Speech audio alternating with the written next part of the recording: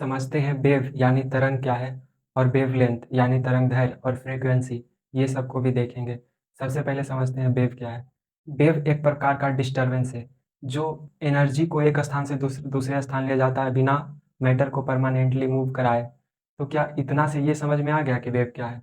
देखिए, हम कोई स्पेसिफिकली क्लास 10th या 12th के लिए वेव नहीं बता रहे हैं, बल्कि ओवरऑल वेव है क्या ये बता रहे हैं। तो क्या यहाँ पे वेव एक प्रकार का पार्टिकल है क्या? नहीं। देखिए, हम वही समझ पाते हैं जो हम देखकर एनालाइज करते हैं।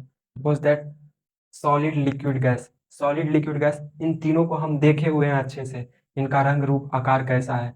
जैसे सॉलिड यानी ठोस का आकार और आयतन दोनों निश्चित होता है। लिक्विड यानी द्रव का आकार अनिश्चित और आयतन निश्चित होता है। गैस का दोनों अनिश्चित होता है। तो ये तीनों को हम पहले से देखे हुए हैं, पहले से एनालाइज किए हुए हैं। लेकिन जो चीज़ को हम देखे ही नहीं, उसकी कल्पना भी हम लगभग नहीं ही कर सकते हैं।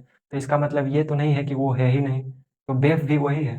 वेव को हम देख नहीं पाते हैं, इसका मतलब ये तो नहीं है कि वो है ही नहीं, वेव है ही नहीं। बस यहाँ पे इतना याद रखिए कि वेव एक प्रकार का मात्र डिस्टरबेंस है।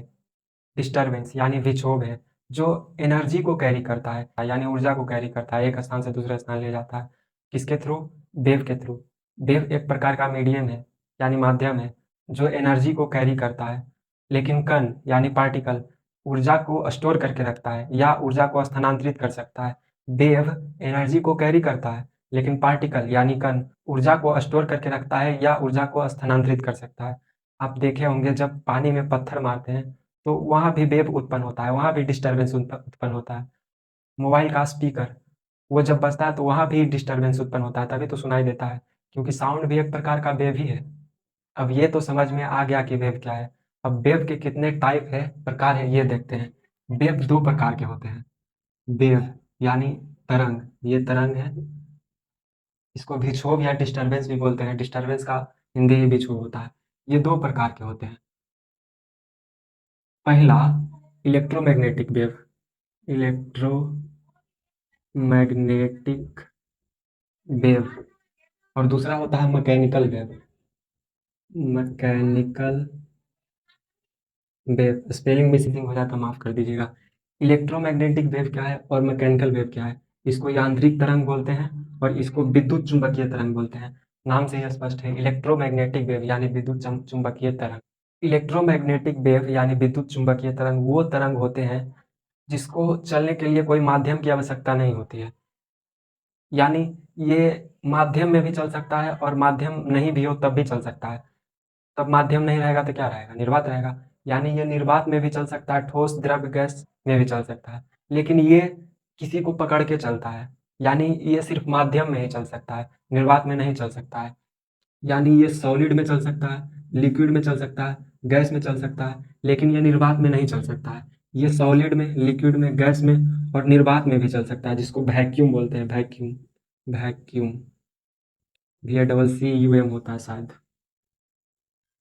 ये तरंग है। तरंग में कोई भी प्रकार का चार्ज नहीं होता है, यानी ये नो चार्ज होता है, कोई भी प्रकार का आवेश इसमें नहीं होता है। ये भी तो नो चार्ज होता है, क्योंकि तरंग में कोई भी प्रकार का चार्ज नहीं होता है। तो ये दोनों टाइप है इसके।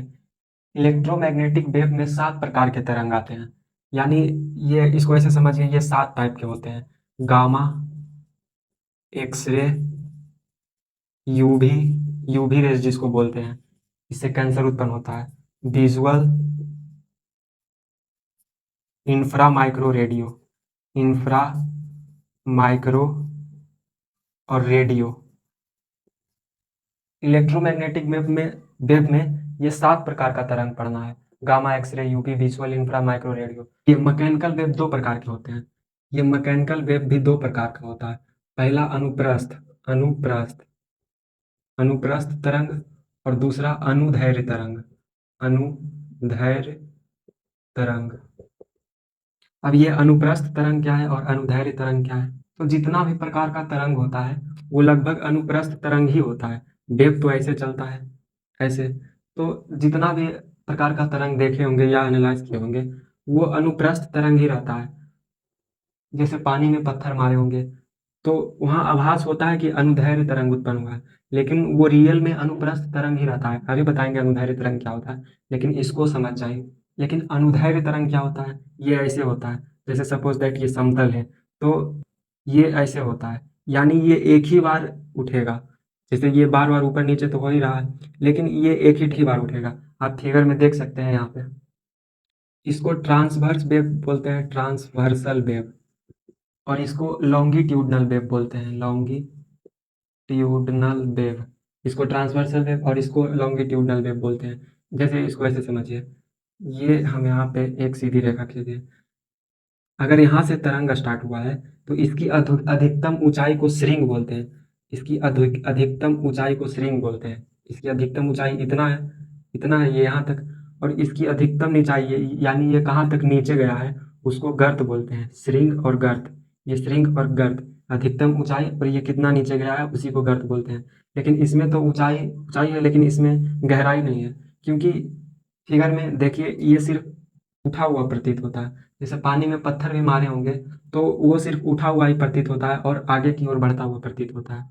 अब अनुप्रस्थ तरंग तो लगभग सभी प्रकार का हो ही जाता है, लेकिन अनुदैर्घ्य तरंग में कौन कौन आते हैं? अनुदैर्घ्य तरंग में जब भूकंप आता है, तो उसकी जो प्राथमिक तरंगे होते हैं वो अनुदैर्घ्य तरंगे होते हैं।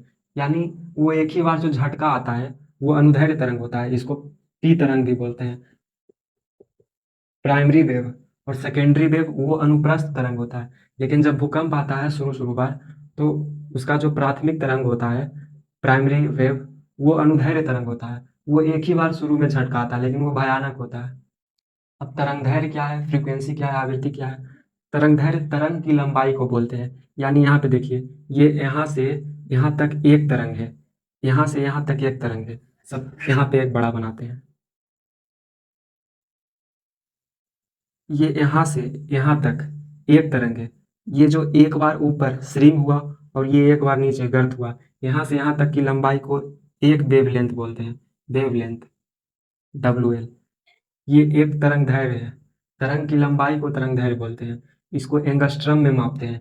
एंगस्ट्रम, इसको ऐसे सूचित करते हैं। एक एंगस्ट्रम में 10 पर पावर -10 मीटर होता है। एक एंगस्ट्रम में 10 पर पावर -10 मीटर, यानी 1 मीटर का 10 पर पावर -10 घात उतना करेंगे तब ये एक एंगस्ट्रम आएगा। सोचिए कितना छोटा होगा। 1 मीटर का अगर 100वां भाग भी करते हैं तो वो 1 सेंटीमीटर लगभग इतना आता है। तो इसका 10 पर पावर -10 करेंगे तो कितना कम आएगा। तो सोच सकते हैं वेव कितना छोटा होता है। लाल रंग का तरंगदैर्घ्य सबसे ज़्यादा होता है, उसका 7900 एंगस्ट्रम होता है। 7900 एंगस्ट्रम। और बैगनी बैगनी रंग का तरंगदैर्घ्य 4000 एंगस्ट्रम होता है। सबसे ज़्यादा तरंगदैर्घ्य 7900 एंगस्ट्रम लाल रंग का होता है, और सबसे कम बैगनी रंग का होता है, बैगनी। इसीलिए ये दूर से ही दिखाई पड़ जाते हैं, क्योंकि इसके तरंग की लंबाई बहुत ज़्यादा है इसके मुकाबले, और ये दूर से नहीं दिखाई पड़ सकते हैं। एक हरा रंग होता है, ग्रीन कलर, ये दोनों के बीच में होता है। यानी इसको देखने में, ग्रीन कलर को देखने में ना ज़्यादा प्रभाव उतना पड़ता ही नहीं है, यानी ये मिडिल में है। इसका तरंगदैर्घ्य ना बहुत ज़्यादा है और ना बहुत कम है। इसीलिए कोई भी वीडियो जब शूट होता है, तो उसके पीछे यानी उसके बैकग्राउंड में ग्रीन कलर का ही उपयोग किया जाता है, क्योंकि वो आसानी से हटाया जा सकता है, क्योंकि उसका प्रभाव बहुत कम होता है। इसीलिए बैकग्राउंड में ग्रीन कलर का यूज किया जाता है। ये नहीं कि और कलर भी नहीं हटेगा, लेकिन इतना आसानी से नहीं हटेगा जितना आसानी से ये ग्रीन कलर हट जाएगा। और फ्रीक्वेंसी क्या है, आवृत्ति क्या है? 1 सेकंड में कोई घटना कितनी बार होती है, उसी को आवृत्ति बोलते हैं या फ्रीक्वेंसी बोलते हैं। सपोज दैट यहाँ पे ये 1 सेकंड में 10 तरंग, ये 1 सेकंड में 10 बार ऊपर नीचे हुआ, तो इसकी आवृत्ति कितनी होगी? इसकी आवृत्ति होगी 10 हर्ज। आवृत्ति फ्रीक्वेंसी को हर्ज में मापते हैं। फ्रीक्वेंसी बराबर होता है 1/टाइम। 1/टाइम, यानी टाइम का इन्वर्स, समय का इन्वर्स। और इसको हर्ज बोलते हैं, HZ, हर्ज। जैसे सपोज दैट ये 1 सेकंड में 10 बार ऊपर नीचे अगर हुआ, ये यहाँ से यहाँ तक एक बार, और फिर यहाँ दूसरा बार, ऐसे करके ये 10 टाइम्स यानी 10 बार होगा, तो इसका फ्रीक्वेंसी 10 हर्ज होगा। भारत में जो बिजली यूज होता है वो AC करंट होता है, जिसकी फ्रीक्वेंसी 50 हर्ज से 60 हर्ज तक होती है। यही है फ्रीक्वेंसी। लेकिन जो अमेरिका में विद्युत यानी बिजली उपयोग किया जाता है, वहाँ का जो AC करंट करंट होता है, वहाँ 70 हर्ज का AC करंट होता है।